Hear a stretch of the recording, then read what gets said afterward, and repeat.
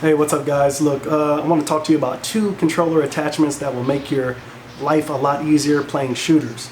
Right off the back, we're going to start with, these are from Collective Minds. You have the Mod Pack, and then you have the Eliminator Pack. Now the Eliminator Pack is pretty dope, and the Mod Pack is just as dope. They've both been out for quite a while. So we're going to get into a little bit of the differences and a little bit of a tutorial on the computer about how to get these working. The Eliminator is more ergonomic in my opinion. The Mod Pack is pretty good still, and it works just as intended, and they're both really good. To me, the Eliminator has a more of a slick feeling. The button placements are in a better position for me in my opinion, especially if you have big hands. It definitely fits a lot better with your regular controller in the hand. Now these two mod packs, compared to like an Xbox One controller Elite, I find that I like the Xbox controller Elite's layout much better with the paddles. I like how they extend out on the Elite controller. These are pretty dope though. These are very close to being as comfortable as the Xbox One X Elite controller. But let's go ahead and get into it about how it makes your life better when playing online. Now I mainly wanted to get this play Rainbow Six Siege and some Call of Duty, and what's really cool about these two is they have actual game packs that you can download from the Collective Mind. It's like the Creative Central suite. You'll see it on the computer here. I forgot what it's called, but you'll see it on the computer. Once you get on there and load the game packs on there, you'll be able to adjust certain things like different mods for rapid fire, etc. We'll go through them a little bit, so let's go ahead and head over there. Alright, what's up guys? I'm going to be showing you a little tutorial on how to get the mod packs from the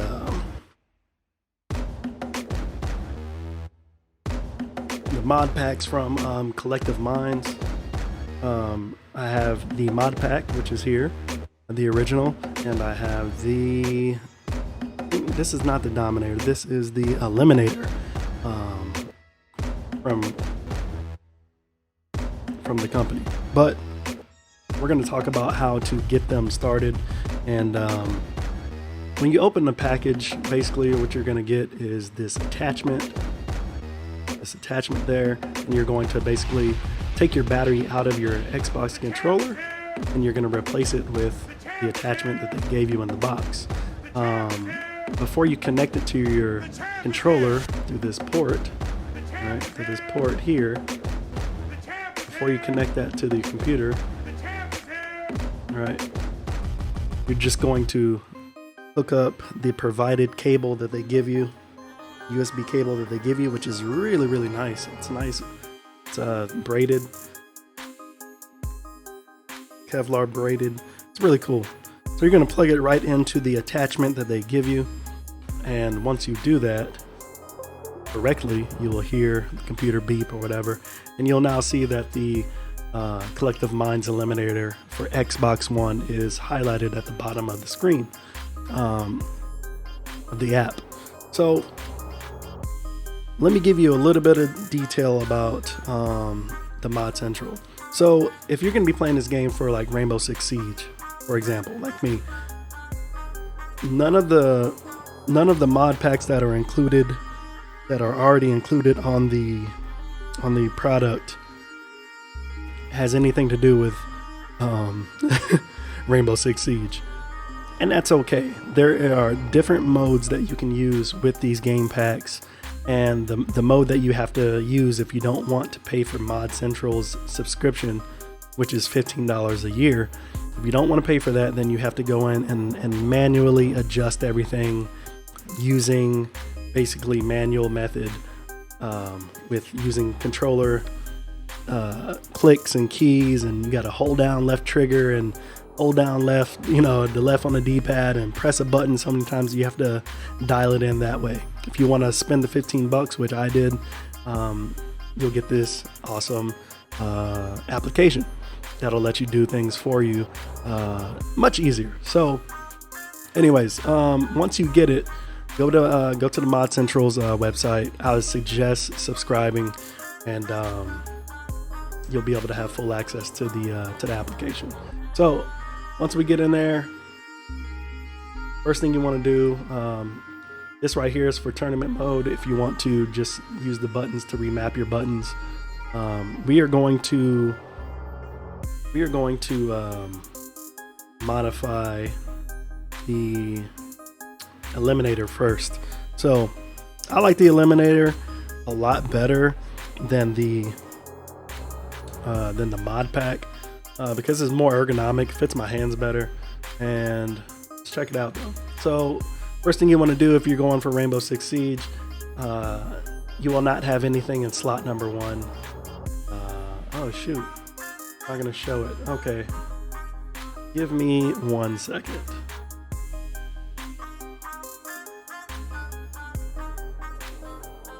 Add another window so you can see it. Alright. Bear with me because I'm going to have to add another window. So when you get this, you'll have just the F slot, which is the default. Like I said, you go into that to really have to manually do everything. Okay. So with this screen that pops up, this is going to be your layout, and we're going to walk through it. So you're going to have your global mods, which is right underneath the 2 button layout mods. Now, to be able to use this correctly, whether it's on console or here on PC, you must set this your button layout to whatever you have it in game on PC or in game on Xbox. So if you have it as Southpaw on the Xbox or the PC, you have to come here and change the button layout to Southpaw, so on and so forth with these things. I leave them at default because I play default. Anyway, going down, you'll see global mods, and these are mods that will stay on all the time. So you can adjust them. Like I have mine on operator mode. Now this will, if you use operator mode on the global, it will save those settings for specific operators, so you don't have to change them out all the time. But I'll show you what I do next. I have them on hair triggers. I'm not going to go through every single thing. Auto run I have disabled. It works pretty well, but what I found out on Rainbow Six Siege, if you have the auto run enabled, if you try to go through a window after rappelling or anything, it will not let you go into the window. It will just automatically keep rappelling you down to the ground. There's no way to get into a window with that enabled, so I have it off. Weapons activation I always keep on always activated, but you have a couple options for that as well. Oh, I guess you can't see it while I'm going through it. So because this thing is weird and it doesn't recognize the app, so basically under weapon fire activation you have 3 different options: always activated, fully hold the activation, or fully hold blocked. I always keep it activated. Anti-recoil mode, you have a couple options. You have anti-recoil quick edit, you have inverted ADS anti-recoil, and you have ADS anti-recoil and inverted ADS anti-recoil. I usually keep mine on quick edit, and the reason why I do that is because in game, if you want to make adjustments to your recoil settings, like if it's going too far up, well, I'll show you here in a second, but say your recoil pattern is going straight up like it normally does.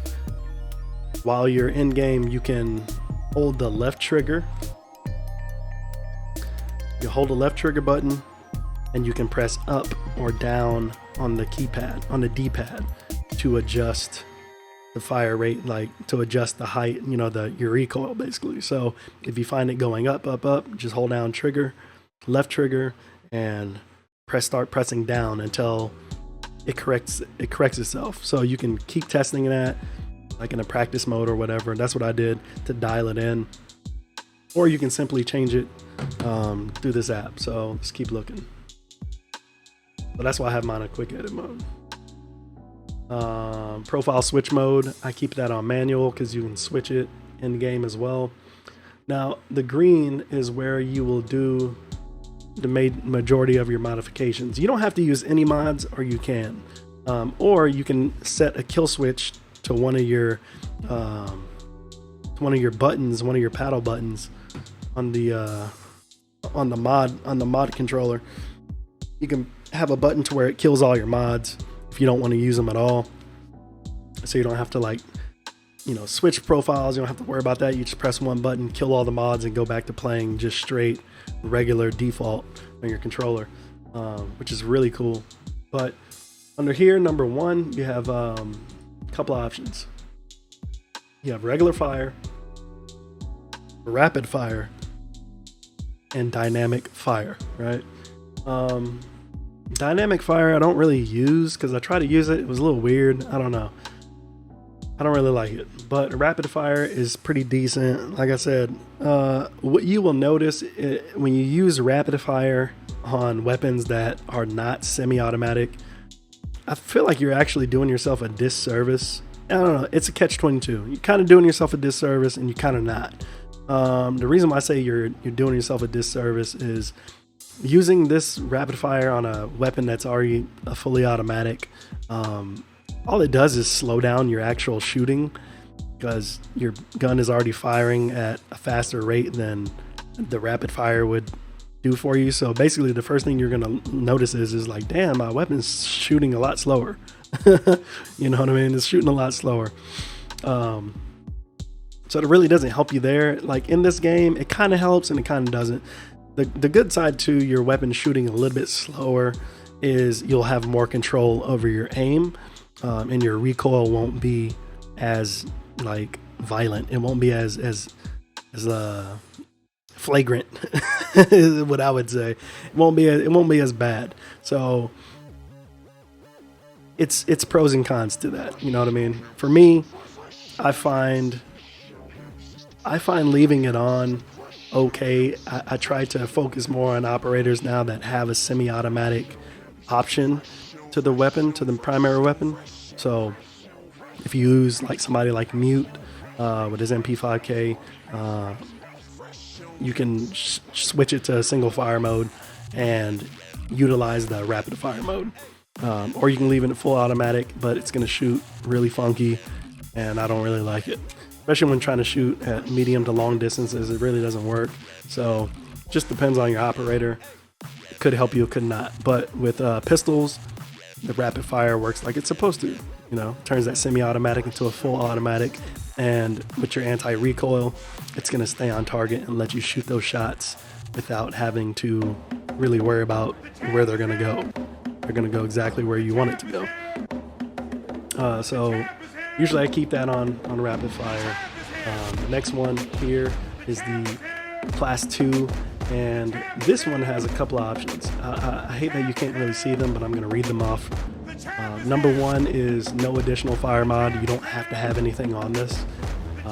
You can do crouch fire, rapid crouch fire, strafe fire, ADS strafe fire, ADS sway fire, and ADS auto lean fire, ADS lean shot, auto ADS, and ADS sway fire, no crouch. That's a lot.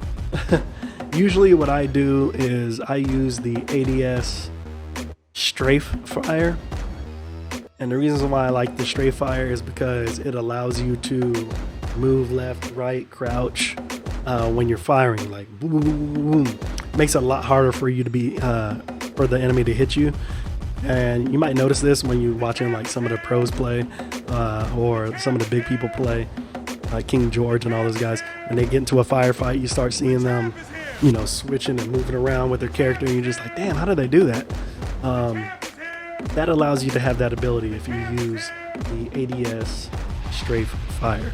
The only downside to using this is your aim has to be really, really good. Mine, it's trash. So it's like a 50-50 for me using this. It's really actually helping me put my target, like really get my aim down on my target. Especially, this is great for like close to medium distances, and if your aim is trash like mine, it's definitely not going to work for long distance fights, unless you're really good with your aim, and that's what makes it a little bit harder to use this. So if you want to use other options, you can. Like I said, I use the ADS, the aim down sight strafe fire. I think it's pretty cool. It works for most of the time. You just have to be really good with your aim. There's other ones that I have not really messed with, like ADS lean fire, where, you know, as soon as you press your ADS, it'll automatically make you lean to whatever side that you're facing, or whatever side you want to go to. But I just like the strafe fire. Let's see, class 3. There are several options on here. Let me start from number 1. No additional ADS mod, so you don't have to have anything on there. You can do auto lean, snapshot, snap burst, crouch aim, rapid crouch aim assist, which only works for situations / terrorist hunt only, and aim assist plus crouch aim assist plus rapid crouch aim. Now the aim assist options you can only use when you're doing terrorist hunt. You can try to use it in game, but it doesn't do anything. All it really does, when you're in game, it will quickly hit the ADS button, like spam the ADS button. So like imagine trying to spam your ADS button to look down sight. That's all it really does. It could be useful for somebody. Like I tried it, but the only bad thing is that if you're in a firefight, you can't lean or do anything. It just literally shoots forward. Like it doesn't allow you to have any animations to where you can lean or just. So it's trash only if you're using it in terrorist hunt. So it definitely does not give you any aimbot abilities. So I keep mine on auto lean, because your left thumbstick, if you move it left, it will lean left. You move right, it will move right. And so sometimes you'll see people in game where they're just like, they toggle, kind of like a taunt when they kill somebody or something. It works really well when you're in game, because it changes your stance, makes you a little bit harder to hit. So using this in conjunction with the ADS strafe fire, if you're already ADSing and you're moving slowly, trying to pick your corners, as soon as you start to shoot, it'll automatically start doing the strafing thing. So you just have to be mindful of it. My only con about the auto lean is that there are multiple times where I have a good angle on where I think an opponent is, and I have the shot lined up, and then sometimes I move it too hard left or too hard right, and it changes the lean, and I'm just like, shit, I gotta get that angle back, and then you have to move back to the other way to get your angle back again. So that's the downside of using the auto lean. You don't necessarily need it. It does make things more convenient, but there are situations where you're going to use it where it's very not convenient, because it changes your viewing profile, which can mess you up. You know what I mean? It could really mess you up. So you can play around with it, see what you like, but I usually keep the auto lean on. And my anti-recoil settings for right now are this. I have my vertical set at 45 and my horizontal at a +1. And right now it's working out for me very well. Keeps my shots nice and centered when I'm using rapid fire. Also, this works very, very well for me when I'm using just regular fire mode, like the default fire mode from the game. It works just as well. Then below you have a profile number 2, which you can set up completely differently from profile number 1. And that's what you can do. You can change things as well. We're gonna skip that one. You have a rapid fire rate. The lower the value, the faster it fires. I have mine on 40. The default is 60, but I have mine on 40. Doesn't cause any issues, and it's great with your semi-automatics. So the left paddle. This is where we get into the actual. This is where we get into the actual paddle mods. You have one here. You have 2 here. Where is it at? Okay, you have 2 here, and then you have 2 here. All right. So, what's good about these is that these paddles, you can put anything there. So let's start from the top. You can set your operator mod if you don't want it global. You can set it as an option. Let's see. The next one is regular fire. So if you find yourself wanting to use your standard firing rate and not the rapid fire, you can always set one of your triggers to regular fire. You can also set it to rapid fire if you have something else installed on your profile. You can do steady fire, which I really like a lot. Steady fire to me is really, really good, but it's slow. And this is what you want to use if you're holding like in a really tight angle, whether you're inside or outside. Let's say you're looking, you're kind of peeking through a window from the outside. You're peeking inside, you think you have an angle where somebody is, and you're just waiting. Steady fire is really good because once you have that enabled, it's going to automatically like shoot, literally just like that. Based on the weapon, it will shoot a steady stream of shots. And what happens is when it does that, it's like firing it like a semi-automatic, but it's at a steady rate to where it doesn't change your profile. Like you can still shoot and your aim is not going to go here and there and there. And plus with your anti-recoil already on, it's pretty much going to be straight shot at the same thing every single time. So imagine it like a flick. When you flick around the corner, like it's going to do that, but it's going to stay in the same spot. So I like it a lot. Sometimes I have it set when I want to use it, and when I don't. You have strafe fire, sway fire.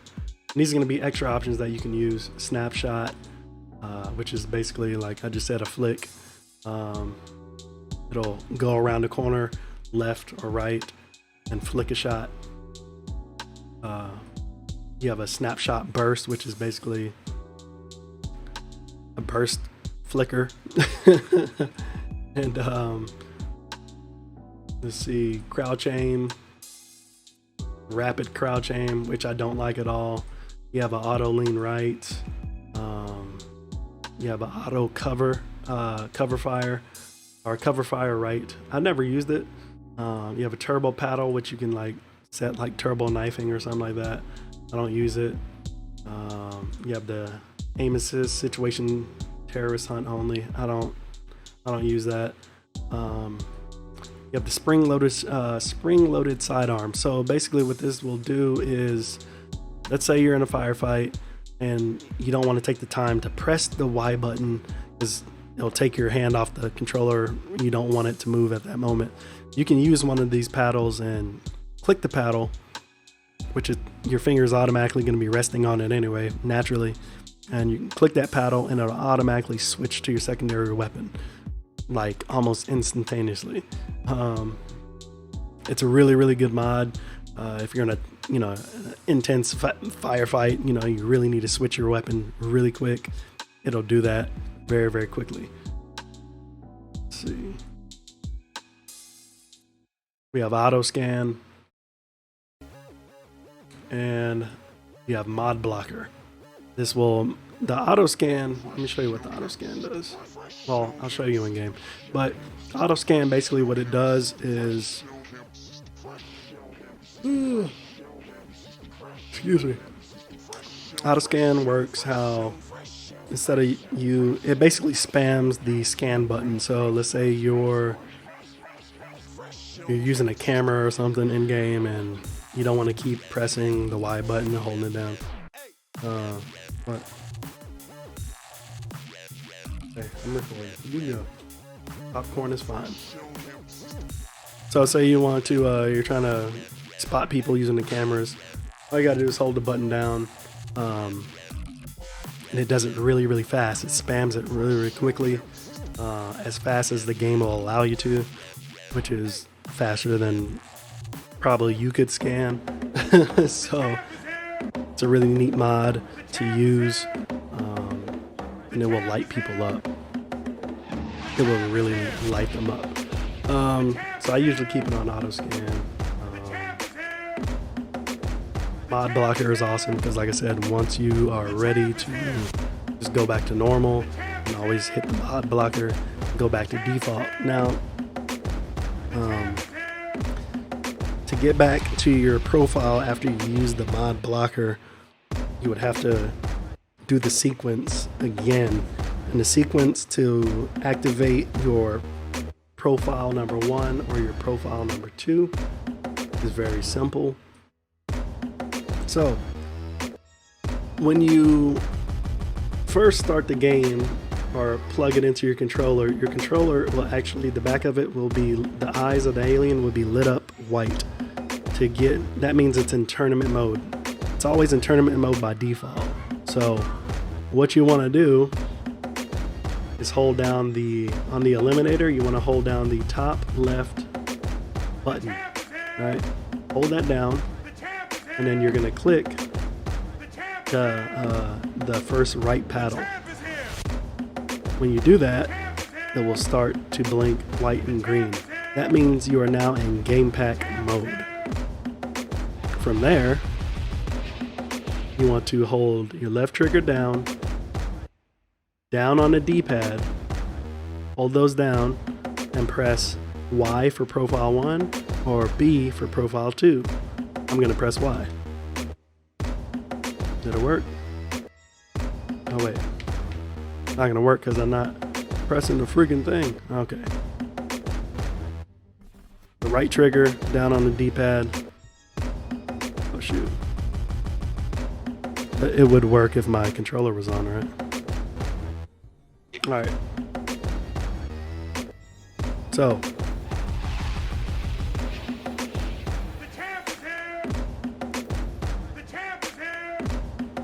left trigger down on D-pad, press Y.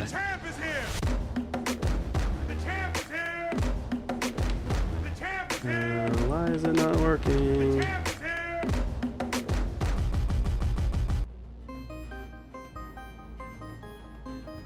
I think it might have, because I put it to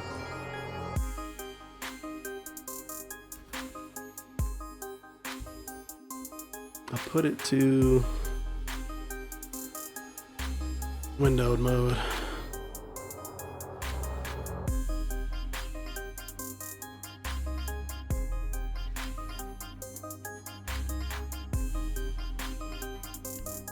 All right, so now we're going. Left paddle, right trigger, or right paddle, and then profile 1. It rumbled. So let's go over to, let's practice on the training ground. Go lone wolf.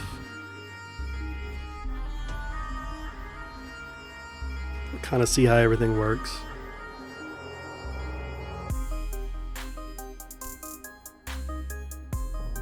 Might run out of bullets, so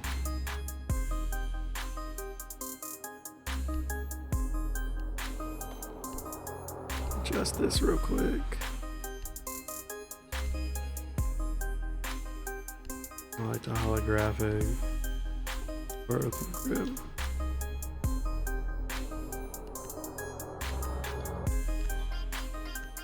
All right, let's check it out.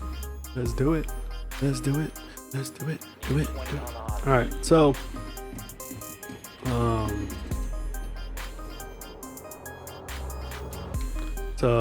when we test our ADS, this is the left trigger.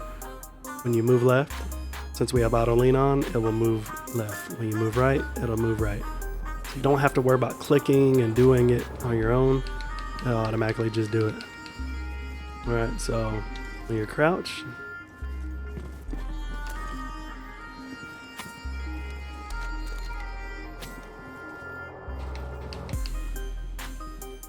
so if you want to adjust that, you would hold down the left trigger. It's because it's going down, I want it to go up a little bit, so I'll start pressing up on the D-pad. This is steady fire. See, that's steady fire. So as you can see, the grouping on steady fire is a lot better than automatic. You know what I'm saying? So you want to be able to try to understand and know which players you're actually playing with, because a lot of these things like rapid fire and whatnot, remember we're using rapid fire, so you know, a lot of the rapid fire stuff, it may not work particularly well with that said operator. So we will test out the this is steady fire.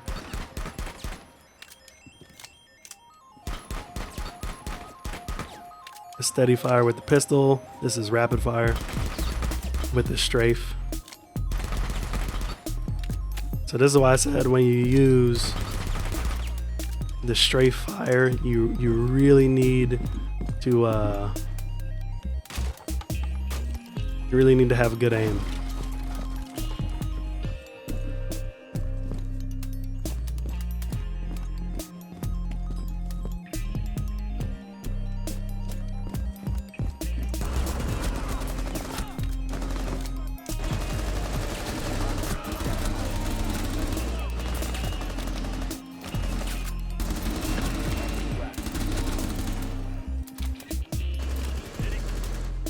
Get him up.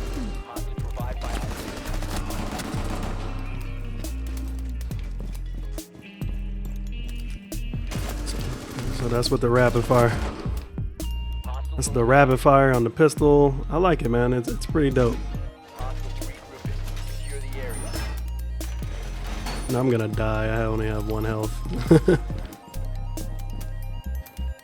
All in all, guys, when it comes to these controllers, to me, it's just a better option. Now, a while back I did a video covering the Titan 1, and that thing was pretty awesome for quite a while, but it sucks in terms of basically that company just doesn't support it doesn't support anything that it puts out for very long. It's very frustrating to work with. It doesn't load up, or it doesn't work half the time when you put it in. Got tired of it. I wanted another option, mainly for remapping my buttons. But as far as the rapid fire and things like that go, they work pretty well. There's some tools that you can use, like auto lean, like in Rainbow Six Siege to auto lean. That makes it a lot easier for movement, depending on your playstyle. There's things that you can use as shortcuts, basically as macros, to help your gameplay if you're playing on a controller.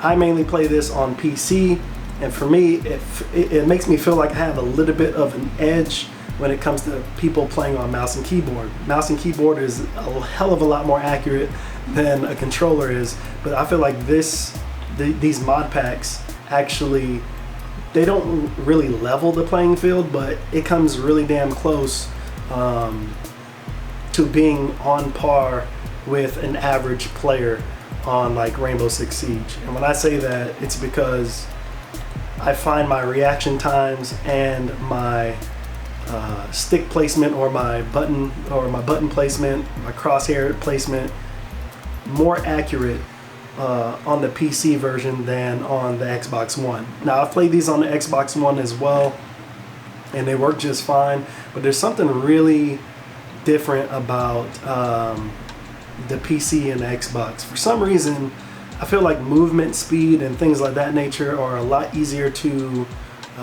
manipulate or control on the PC version. It feels more natural on the PC version versus on the Xbox. On the Xbox, it just seems like there's always like a lag. You can never go as fast as you want, as comfortable as you want to go. But that has nothing to do with the mod pack. It's just period playing on Xbox versus the PC, the experience. So this product does say that it doesn't support the PC version of games, or it doesn't support PC. Well, that's a lie, because it actually does, and both of them do.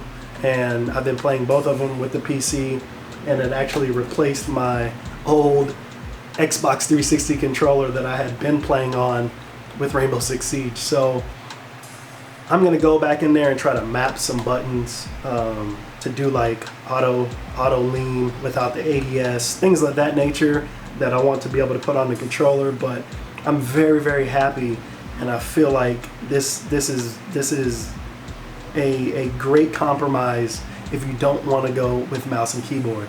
I know mouse and keyboard is the staple, but for me, shooting games have never been and probably will never be just comfortable using a mouse and keyboard. I don't know what it is.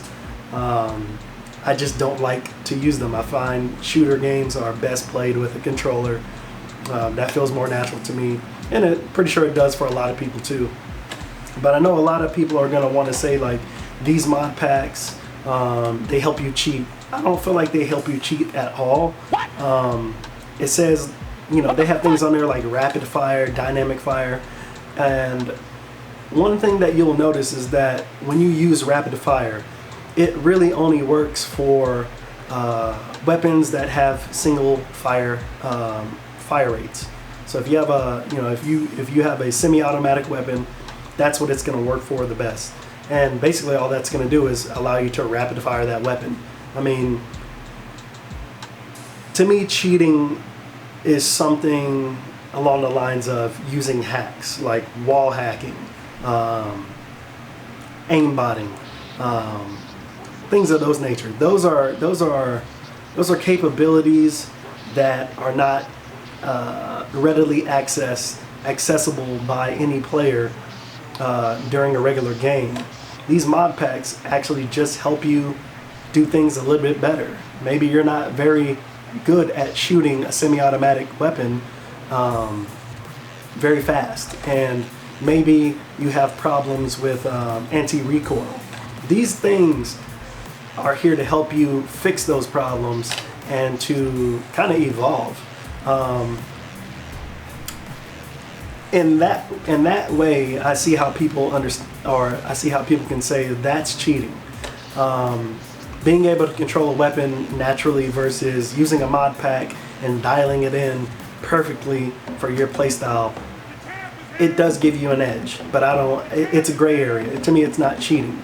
It just helps you get an edge on the competition. And for mouse and keyboard players to complain, I think that's quite retarded, because there's plenty of issues with mouse and keyboards on console. It's definitely an advantage when you have a mouse and keyboard. To me, these mod packs help even the score, like I said.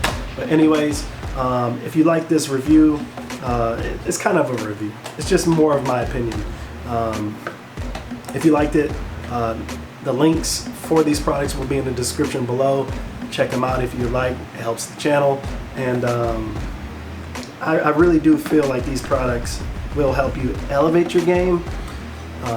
And I don't know. I think you'll really enjoy it. And yeah, it doesn't give you hacks. It just gives you mods. There's nothing wrong with macros, baby. Now, if you're going to be playing in a professional setting, these two also offer you tournament modes to where you can just remap buttons to the buttons that it gives you. That's it. So these are compatible with professional tournaments. So check it out. If you like it, leave a like. If not, leave a dislike. Let me know what you think in the comment section below. If you're salty or if you like it, I don't care. Catch you in the next one. Peace.